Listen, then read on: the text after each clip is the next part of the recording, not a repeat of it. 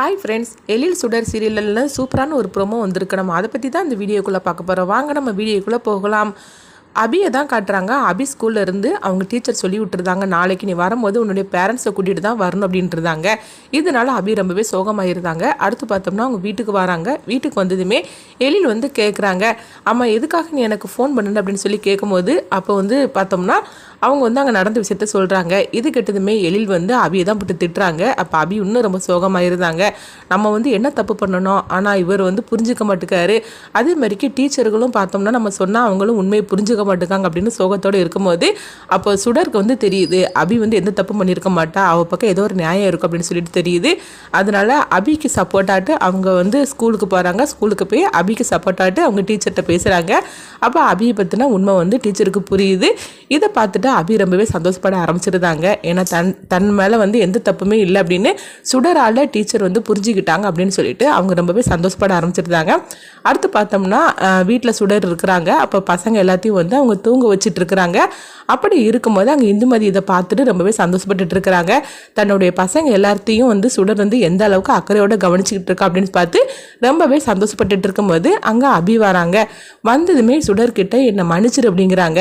இது கிட்டதுமே சுடர் பார்க்குறாங்க. ஏன் அப்படின்னு இப்படிலாம் சொல்லிட்டு இருக்கிற அப்படிங்கும்போது, இல்லை இத்தனை நாள் நான் உன்னை எந்த அளவுக்கு நான் அவமானப்படுத்தி இருக்கிறேன், எந்த அளவுக்கு அசிங்கப்படுத்தி இருக்கிறேன், ஆனால் அதெல்லாம் மனசில் வச்சுக்கலையே. நீ எனக்காக நீ எவ்வளோ கஷ்டப்பட்டு இருக்கிற, எனக்காக மட்டும் இல்லை எங்கள் எல்லாரையும் நீ நல்லாவே கவனிச்சுக்கிற, ஆனால் நான் தான் உன்னை வந்து புரிஞ்சிக்காம இந்த அளவுக்கு நான் அசிங்கப்படுத்துகிறேன், நான் மன்னிச்சிரு அப்படின்னு சொல்லும் போது சுடர் வந்து கண் கலங்க ஆரம்பிச்சிருந்தாங்க. இதை பார்த்துட்டு இந்துமதி ரொம்பவே சந்தோஷப்பட்டு இருக்கிறாங்க.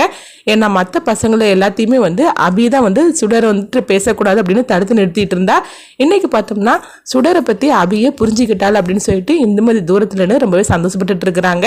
அது மட்டும் இல்லாமல் அபி பார்த்தோம்னா அவங்க சுடரை கட்டி பிடிச்சு அவங்க அழ ஆரம்பிச்சிருந்தாங்க. அப்போ வந்து சுடர் சொல்கிறாங்க, அபி நீ என்ன அபி இப்படிலாம் பண்ணிட்டு இருக்கிற, அதெல்லாம் ஒரு பிரச்சனையும் கிடையாது, நீ இப்படிலாம் அழுதுகிட்டு இருக்காத, அதை பார்க்கும் போது எனக்கு கஷ்டமா இருக்கு, நீ கண்ணை தொடச்சிக்கோ அப்படின்னு சொல்லிட்டு அவங்க கண்ணீரை வந்து தொடச்சி விடுதாங்க.